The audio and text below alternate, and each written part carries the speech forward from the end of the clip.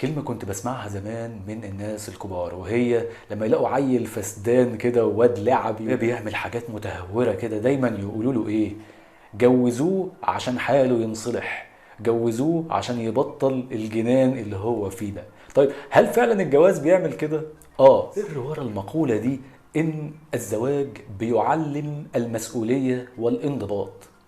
الناس زمان كانوا فاهمين الزواج بشكله الصحيح والسليم، ان الزواج هو مسؤولية، ان الزواج حالة تستوجب عليك الانضباط، وان انت في ناس في رقبتك، في انت كراجل في زوجة واولاد هيبقوا موجودين في رقبتك، او انت كزوجة برضو هيكون في اولاد وفي زوجك اللي لازم تراعيه. من النقطة دي نمد الخط على استقامته.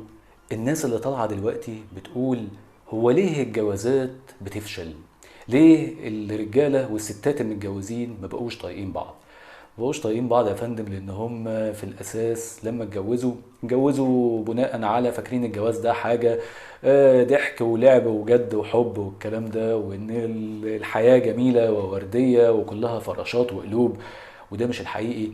الزواج هي علاقة ما بين الرجل والمرأة قائمة على المودة والرحمة. بيقول لي طب فين الحب؟ هل الحب ليه مكان؟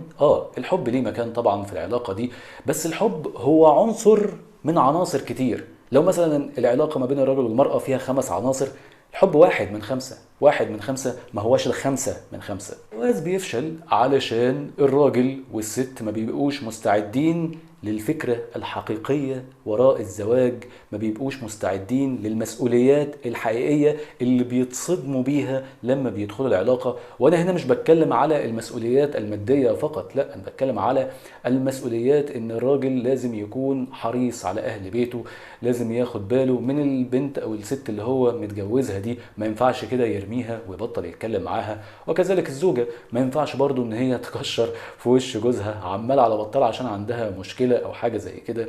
جوزك يا فندم هو شريك الحياة، شريك مش حكر، مش حاجة انت مستحوذة عليها، مش ملك شخصي لحضرتك، هو شريك معاكي في هذه الحياة. زوجتك يا فندم هي شريكة حياتك، هي مش ملكية خاصة انت امتلكتها.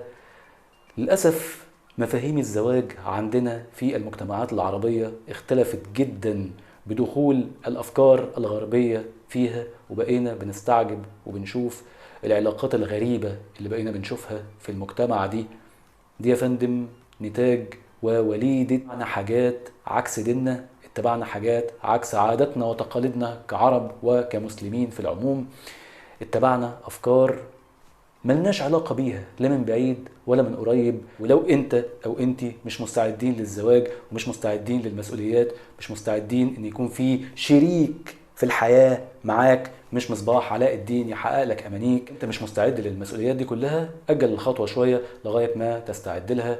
عشان كده كانوا بيقولوا زمان جوزوه عشان حاله ينصلح، عشان المسؤولية هتخلي حاله ينصلح. اتمنى يكون الكلام اللي قلته افادكم وعجبكم. اشوفكم على خير في فيديو جديد قريب. سلام عليكم.